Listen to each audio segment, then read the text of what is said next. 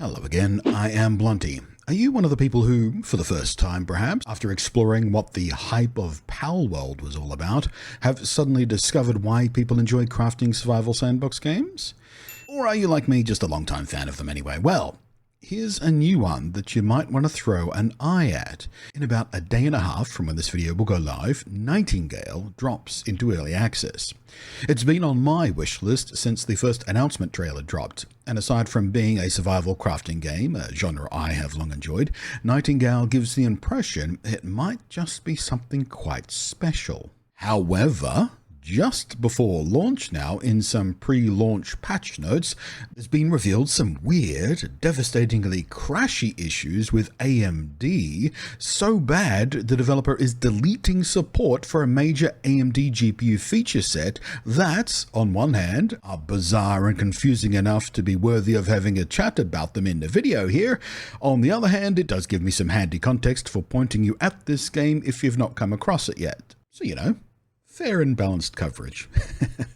Context first. Nightingale is a PvE open world survival crafting game. Like many of its peers, you can play solo or co-op, and whichever you choose, you can also recruit an NPC sidekick, which is just one feature of quite a few that make it stand out from some of the other survival crafting sandboxes out there. But in general, the basic gameplay loop is familiar to this genre. Build, craft, harvest, craft, fight, craft, and explore, all in order for you to do all of that stuff over again, but even better this time. But the thing that caught my attention, and I expect it might have yours by now, is the unusually high polish on the presentation. The choice of a kind of Victorian aesthetic and technology set mixed with high fantasy and magic isn't exactly a brand new idea, it's been done before, but it is comparatively rare, really, and I can't name anything else that looks or feels quite like this. In much the same way as Palworld did something new with the survival crafting genre by putting Pokemon in it, basically, this also is just doing something new with its presentation and execution that is very interesting. Aside from all that, it's so wonderfully realized in its stylistic choices too, and presentation. It's pretty, isn't it? And very few early access crafting survival games are properly pretty. A lot of them are flat out ugly, as a matter of fact. Some others are pretty in different ways because they deliberately lean into a lo-fi, low poly aesthetic, like Valheim, for example. That is pretty in its own way.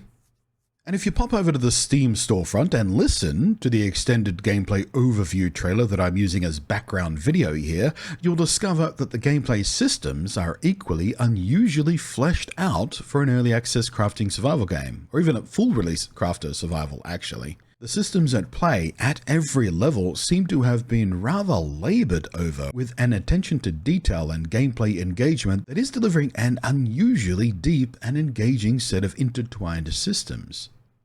And I mean, look, there's always the chance that the actual game is awkward and clumsy and buggy and poorly paced or whatever, because trailers are trailers and gameplay is gameplay, but it seems like quite the special game is sitting here waiting to launch.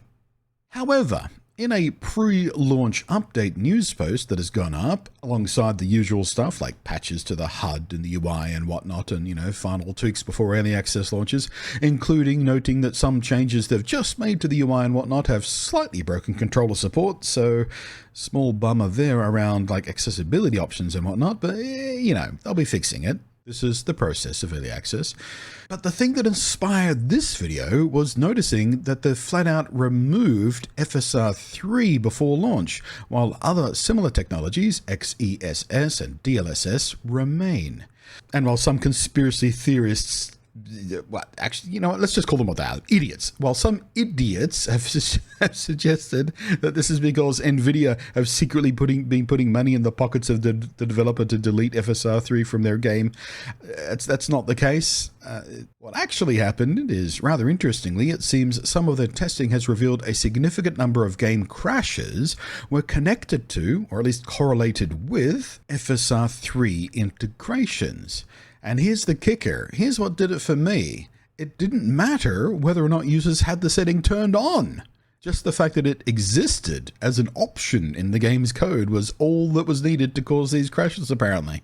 So that's a new one on me, and rather worrying considering it was in another news post from just 3 weeks ago where they talk about performance expectations. Their own benchmark estimates at every level are presented with temporal super resolution upscalers turned on and targeting 60 FPS. So apparently you kind of need these features turned on for the game to run properly. The game is obviously visually highly detailed and complex, so it's not a shock, and it is in early access, and performance gets refined over time. But they even spell it out in their own settings advice in the same article. Turn on performance boost options. Intel, Nvidia, and AMD all have their own AI-powered super sampling upscaling solutions. Machine learning, AI, it's not quite interchangeable there, but whatever, we get the point. XeSS, DLSS, and FSR, that is supported by Nightingale. And they also say, enable frame generation. Frame generation interpolates a frame in between each rendered frame that can improve frame rate by up to 80%. Well, improves perceived frame rate. It doesn't actually... That's another technicality there we can get into if we want to be really nerdy about it, but whatever. NVIDIA DLSS and AMD FSR both have options available for some cards to utilize frame generation in Nightingale. So, to tell people that using these technologies is not only possible in the game, they're options, but directly advising you to do so in order to get acceptable performance in the game, and then deleting AMD's implementation immediately before launch is, well, a bit of a pain in the bum, really. Now, yeah, it is only a temporary thing while they problem solve what the crashing issue is and figure out how to fix it, likely with AMD's help, because AMD do have a long-held reputation of working directly with developers for problem-solving issues just like this.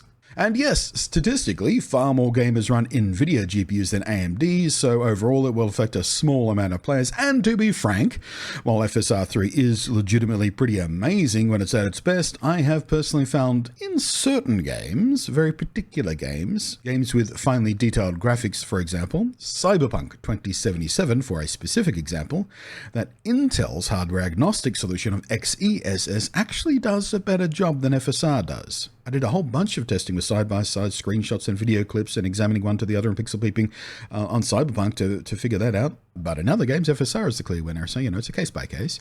However, while those without NVIDIA cards can still run XeSS just fine, can't run FrameGen with XeSS because that needs NVIDIA's or AMD's latest solutions.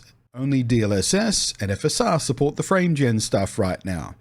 And as someone whose gaming rig is pure AMD from GPU to CPU right now, and that is, well, it's a mild annoyance for a game I was looking forward to so enthusiastically, to know that my experience is going to be compromised right off the bat.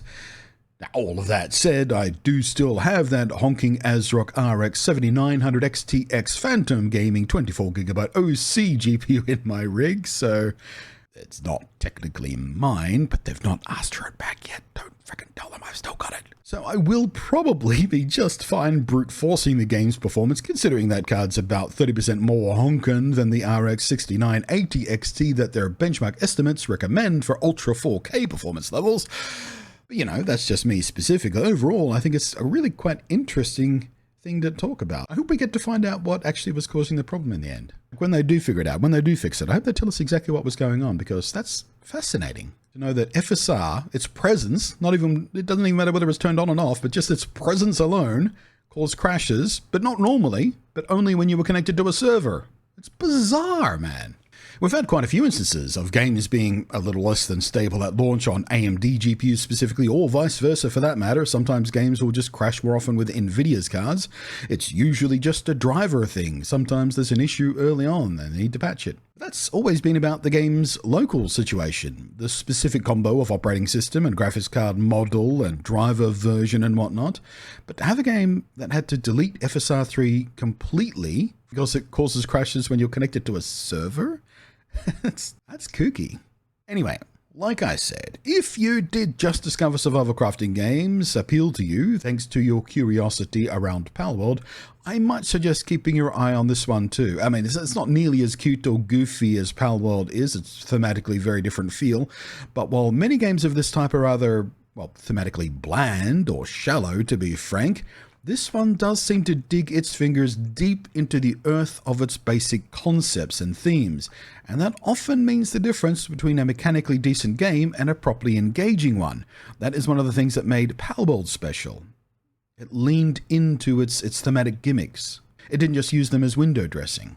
But you know, we'll see, and we'll see quite soon. I'm hoping to stream it on the weekend, but thanks to a fight with a deep and oppressive, unrelenting depression lately, I've missed the last 3 weekends of streams. Thanks, Bipolar, you're fun! So, you know, no promises I'll stream it, but I'm going to try. That's the intent. So, you know, pop a follow over on Twitch and cross your fingers and wish me luck, I suppose. Thank you very much for watching. Thank you as always to the patrons scrolling up above there. And now I've expended my daily's allotment of energy producing this video. I'm going to go crawl back into bed for the rest of it and watch some more Doctor Who. Yay!